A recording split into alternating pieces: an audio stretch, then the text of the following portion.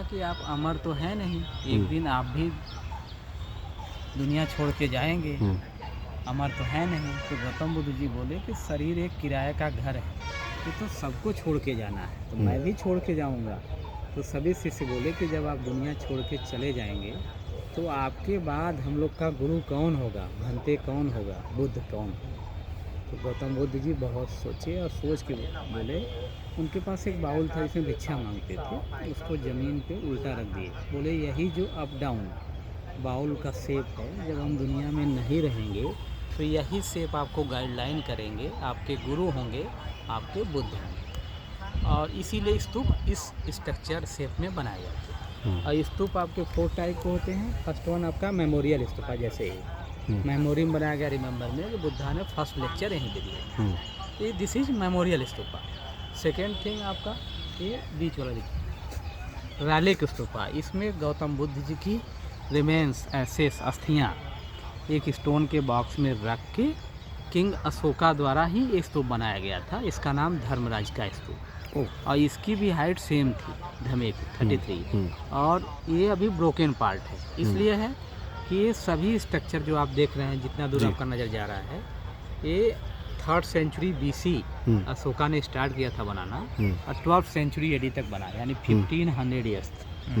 फिर 12th century AD में ही मुस्लिम invader Mohammad Ghori के कमांडर बख्तियार खिलजी, कुतुबुद्दीन ऐबक सब डिमोलिश कर दिए। तो ये सभी 7 मीटर सॉइल के अंदर दबे थे 600 ईयर्स तक, क्योंकि हर साल 12th सेंचुरी AD के बाद बारिश होते होते मिट्टी का लेयर बनता गया, तो ये 7 मीटर पहाड़ जैसा, टीले जैसा दबे थे। उसके बाद अलेक्जेंडर कनिंघम ब्रिटिश आर्कियोलॉजिस्ट थे, उन्होंने 1835 में इस साइट का एक्सकवेशन कराया, एक्सकवेटेड। तो ये सारी चीज़ें निकल के आई जो आप देख रहे हैं। और उसमें अबव 6000 गौतम बुद्ध बौद्ध धर्म से रिलेटेड स्टैचू, हिंदू धर्म से रिलेटेड स्टैचू, और जैन धर्म से रिलेटेड बहुत सारे स्टैचू, और अपने देश का नेशनल एम्बलम पाया गया। उसी को रखने के लिए म्यूजियम बनाया गया सर जॉन मार्शल ब्रिटिश द्वारा।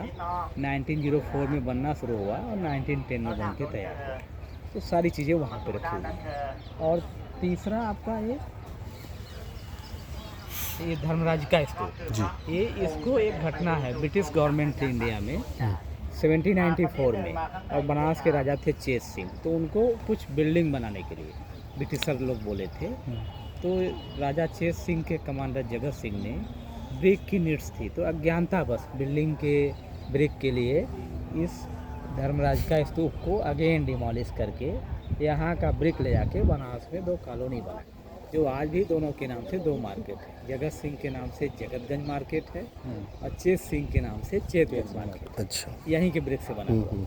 और जो जिस स्टोन के बॉक्स में गौतम बुद्ध जी के रिमेन्स रखे गए थे, अस्थियाँ, उसको जगत सिंह ने बनारस के गंगा जी में बहा दिया। उसको लगा कि बनारस गंगा जी सबसे पवित्र हैं, तो मैं भी रिमेन्स उसी में डाल दिया। और जो स्टोन का बॉक्स था वो कलकत्ता के नेशनल म्यूजियम में रखा गया है। और इसी स्टोन बॉक्स के सराउंड ये मोनोलिथिक रेलिंग लगाया गया। मोनोलिथिक रेलिंग मीन्स एक ही सिंगल पीस का, जो उस जमीन के अंदर दबा हुआ था। अभी हम लोग चलेंगे देखने, जो एक आर्टेल आर्कियोलॉजिस्ट थे, 1904 के स्कॉटलैंड में पाया गया। और तीसरा आपका कोटी स्तूपा, जितने भी हैं सभी स्तूप हैं मोस्टली, जिसमें आप राउंड शेप देख रहे हैं, कहीं कहीं रेक्टेंगल या स्क्वायर शेप है, तो ये भी टाइप ऑफ स्तूपा है, 3rd टाइप की स्तूपा। और जो राउंड शेप में है उसको गुप्त वंश के राजा बनाए। ऐसी मान्यताएं हैं, माना जाता है कि पहले के गुप्त वंश के राजा, पाल वंश के राजा, यहाँ पे गौतम बुद्ध जी से विश मांगते थे, उनकी विश फुलफिल होती थी। तो फुलफिल होने पे ये प्रूफ के लिए बनाते थे स्तूप। जो राउंड शेप में है इसको गुप्त वंश के राजा बनाए हैं 4 to 6 सेंचुरी AD के बीच में। और जो रेक्टेंगल या स्क्वायर है इसको पाल वंश के राजा बनाए हैं 8 to 11 सेंचुरी AD में। जैसे हम लोग मंदिर में कुछ मांगते हैं, पूरा होता है तो धागा बांधते हैं, घंटी बांधते हैं, तो यहाँ स्तूप बनाते थे। और चौथा स्तूप आपका पराभौमिक स्तूप, जिसमें गौतम बुद्ध के द्वारा यूज किए सामान जैसे चीबर, बाउल, उस पर जो स्तूप बनते थे वो पराभौमिक स्तूप, वो यहाँ नहीं।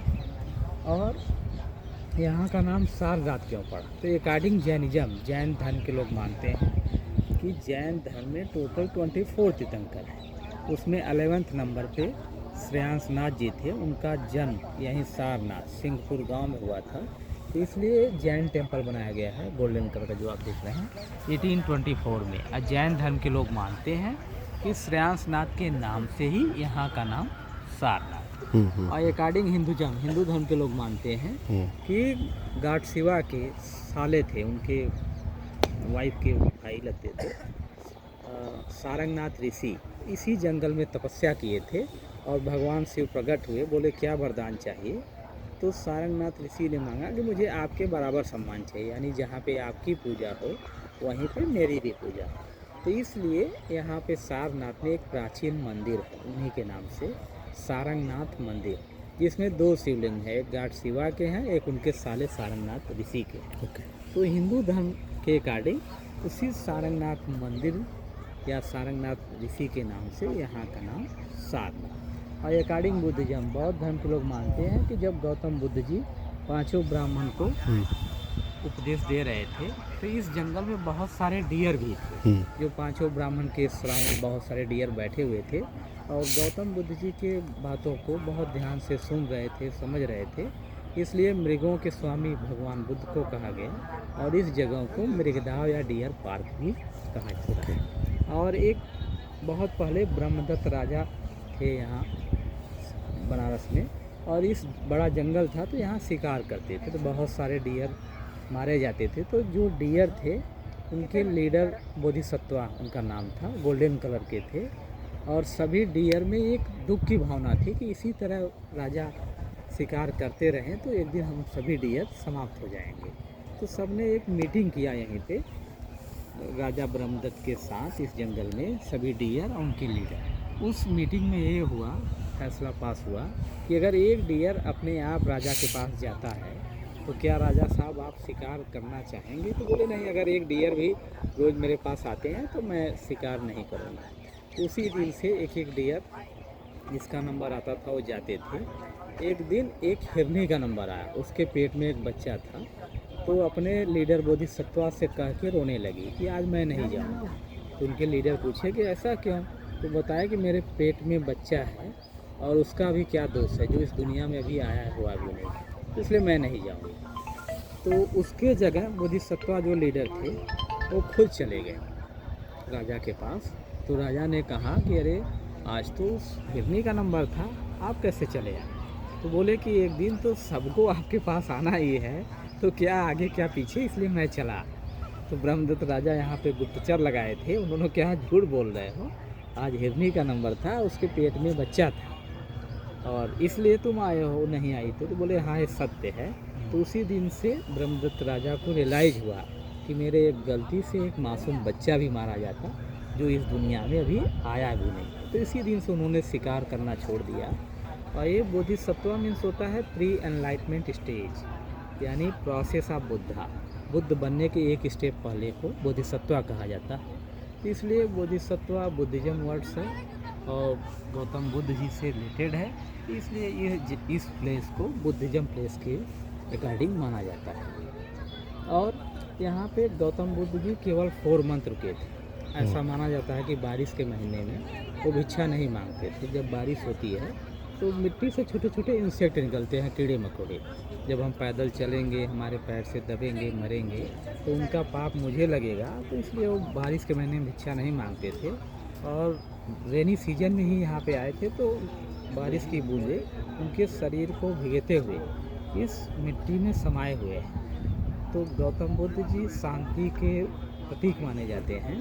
तो यहाँ पे जो भी उनके मॉन्क्स हैं या फॉलोअर्स हैं, यहाँ की मिट्टी भी अपने घर ले जाते हैं कि गौतम बुद्ध जी शांति के प्रतीक थे, तो हमारे परिवार में शांति बने रहे। तो ऐसा माना जाता है, यहाँ के लोग मिट्टी ले जाते हैं। आइए चलते हैं। ये जब इसने सब कुछ तोड़ा जी, तो उसने उसको नहीं छेड़ा? नहीं, उसको छेड़ा, लेकिन दैट टाइम कैनन का आविष्कार नहीं हुआ था, तोप का। ओके। तो बाकी स्ट्रक्चर आपको उसने छेनी हथौड़ी से मजदूरों द्वारा एक एक ईंटा जैसे मकान में निकलता है तो निकल जाता है सारे, तो उसने उस तरह से निकाल के डिमोलिश करवाया और वो आपको सॉलिड पड़ गया, स्टोन उसमें लगे हुए हैं।